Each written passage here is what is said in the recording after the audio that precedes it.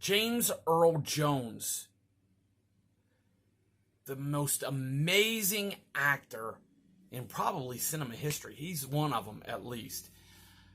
Really spread his wings for an interesting role where he fights an invisible demon. What is this film? We're going to talk about it today on Classic Cinema Plus. Be sure to like, share, and subscribe.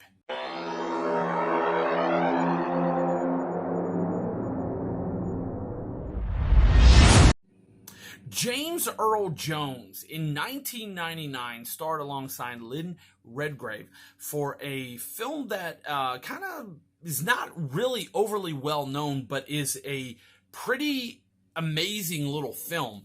And it is called The Annihilation of Fish. Okay, this is not your typical kind of film from James Earl Jones.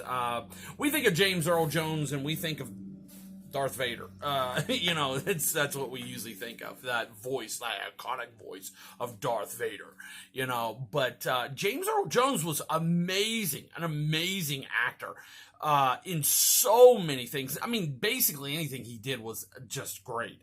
He just had a way about him. He had a screen presence like nobody else. And this was an interesting film. Okay, so I'm going to try to, I'm not going to try to explain it, okay? I'm not going to try to explain it. I'm just going to try to read it to you and let you just see what this is, okay? The Annihilation of Fish. James Earl Jones stars as Obadiah Fish Johnson, a Jamaican widower recently released from a mental hospital despite his continued battles against an invisible demon named Hank. Interesting. Relocating to Los Angeles, he moves into a boarding house of the eccentric landlady, Mrs. Muldoon, okay, played by Margaret Kidder of Superman. Lois Lane. Wow. Okay. He moves into the boarding house and he meets Poncetta, played by Lynn Redgrave, who has recently fled San Francisco with her fiancé.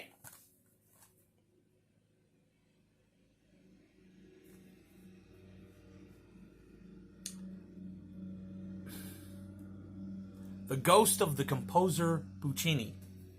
Yes, you read that, or you heard me right. The ghost of Puccini. Okay. Fiancé. A ghost. Interesting. Okay. Hailed by the critics and audiences as funny, compassionate, and tender. Director Charles Burnett's long-lost film treasure is available for the first time ever on Blu-ray. Pretty awesome. Okay, so I have watched this film because when it came in, I was like, I've got to see this. I absolutely love James Earl Jones. The man is amazing in everything he does. I'm enthralled with James Earl Jones films. I just really am.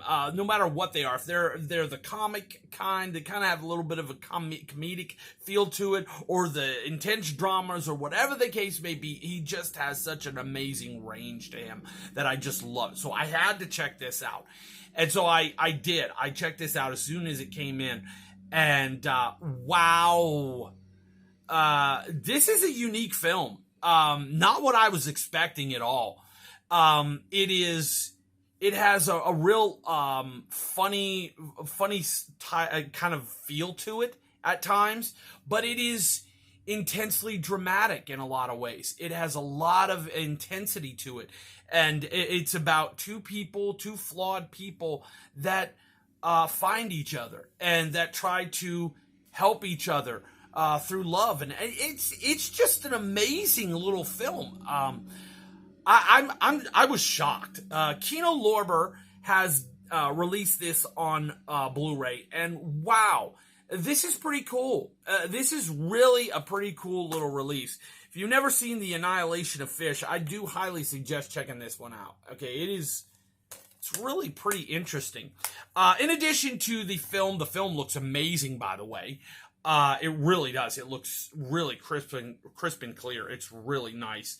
But in addition to that, we get The Final Insult, a 1997 55-minute film directed by Charles Burnett.